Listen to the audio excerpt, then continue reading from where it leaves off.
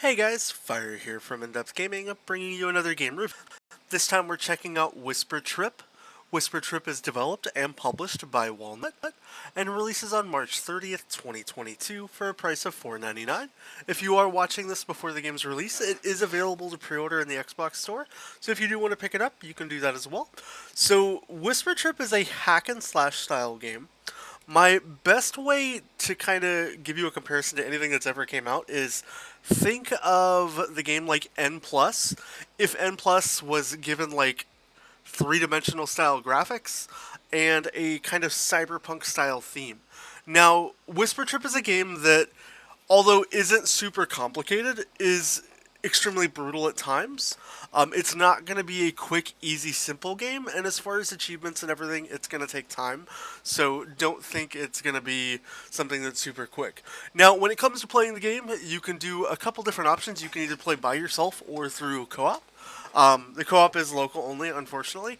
But what's cool is in co-op, you can pick up and play either in the current point you are in the game in your single player run, or you can go through and do things like chapter select and pick whatever levels you want to play, and pick up from any point. So say you're struggling or want to try to work and grind at something, you can do that. And the game for the most part is very simple and basic in how it functions. You jump, you can roll, you can hit with your sword, and you can deflect and kick, and kind of just a couple simple buttons. You also have this kind of like stamina bar below. As you can see, this little gridded thing that every time I do an action, it kind of goes away. You have to manage your stamina in your fights. Now, when it comes to fighting and playing in the game, it's pretty straightforward. You're going to get guys that come at you on foot, and then you're also going to have guys that use swords. And not only just swords, but guns as well. And you're going to have to kind of micromanage how you're playing with those. Now, it's going to vary with the types of combat that you're going to encounter, and the game is very unforgiving in the checkpoint stance. There isn't really checkpoints, so you're going to have to, die, repeat, go again. As you can see here, anytime you're shot, even one bullet causes you to go back all the way to whatever checkpoint you were at in the game. Those checkpoints are unforgiving, but not overly impossible. It's just, they're going to frustrate you quite a bit. And it's going to be something you're just ultimately going to have to work toward and get better at. A lot of the levels and stages are going to require you to figure out, what's the best sequencing and, remembering things and hitting your timing. Now, one thing I want to talk about with this game that, I really feel is a little bit of an issue. I've played a good couple hours now, and I notice it quite a bit. I've watched some of my replay footage, and it seems to be an occurrence. Is sometimes the timing on when you push your buttons isn't exactly perfect. Now, I will note that the developers have been going through and doing some updates to the game, as recently just a big patch hit yesterday. So today's the 28th for the month for recording this, so I'm about 2 days ahead of the game releasing. So they are actively doing patches and updates to proactively get the game improved prior to release, but I do just want to make sure that that is kind of called out as a thing to note, that the delay in like some of your inputs and actions that you do is definitely there and recognizable. I'm going to kind of go back and let you see a little bit of like more of the beginning of the game, so you're not necessarily stuck here wondering, why I keep dying just at a certain particular checkpoint, so you can see a little more of how it works. The game does a really good job of teaching you the base controls, but being able to be advanced with them is really where it keys. You're going to have to figure out how to chain things from jumps and dashes to making sure you're rolling and having enough energy and health to, really continue on. And that's a thing that the game doesn't, in my mind, do a good job at teaching and explaining off the bat. So I think that's something that you'll have to pick up, and the game brutally will teach you that pretty quick, as you're going to struggle, you're going to fail and die a lot. The game rewards you with achievements just because you're going to die so much. It knows that, it's kind of inevitable, and it kind of gives you like a pat on the back.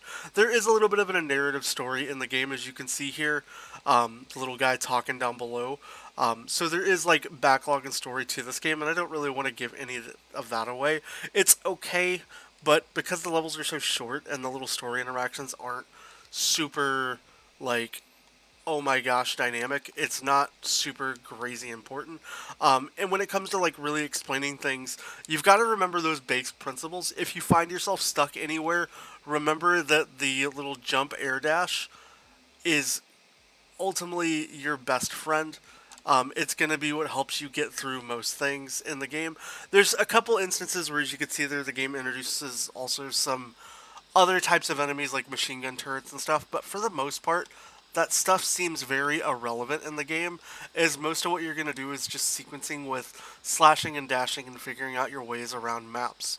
I'd say probably about an hour in, you're going to get to some of your more like frustrating parts of the game, but just work at them and think of them as like patterns, and you should be able to get through just about any section and sector in the game. There's plenty of levels that you're going to encounter and plenty of opportunities to succeed and fail in this game, and it's just going to take you time when it comes to figuring out how those areas work.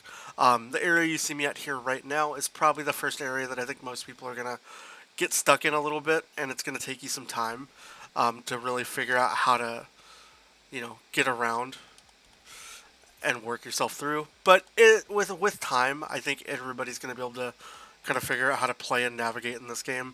And it's not something that's overtly impossible. You're just going to have to think outside of the box a lot of times, and that's going to be the key for you to be successful in this game. Accept your failure, that's going to happen, and know that you can always improve, and I think you'll have a really good time with this game. As far as visuals and graphics, it looks really good, although it is pretty bare basic when you actually take a deeper dive into the visuals of this game.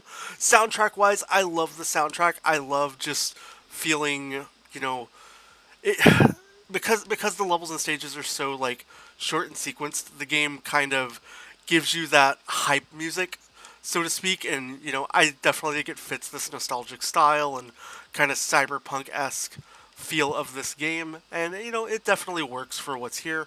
As far as gameplay and experiences, the controls, they're easy to get down, they're difficult to master, so that's going to take you some time. So give yourself patience and grace in those regards. As far as like anything else really about the game, just some of the quirkiness with how I think some of the timing works when it comes to doing certain sequences and just interacting with different enemies and stuff in the game are definitely a thing that I think needs some improvement in the game. But it's a thing that I think they can update and tweak, and I can tell you they're actively already working on things.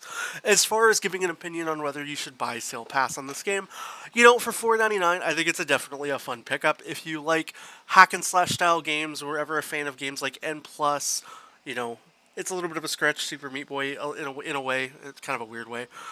Or games that just really challenge you and are kind of punishing and aren't just easy, quick grabs to complete. I definitely would highly recommend picking up Whisper Trip. I think it's a lot of fun, and I've definitely enjoyed it. This is probably one of the most frustrating sequences in the game, so I'm probably not going to play too much more here while you can watch me fail and die. But outside of that, if you guys do want to see more gameplay, have questions about Whisper Trip, or want to know more, please let me know down in the comments. If you enjoyed this review or picked up the game for yourself, I'd love to hear what you think down below as well. Outside of that, I hope you have a great rest of your day. Please consider subscribing to the channel if you haven't already, and I hope you have a great rest of your day. We'll go until we die here. Oh, we're done. Have a good day, everybody.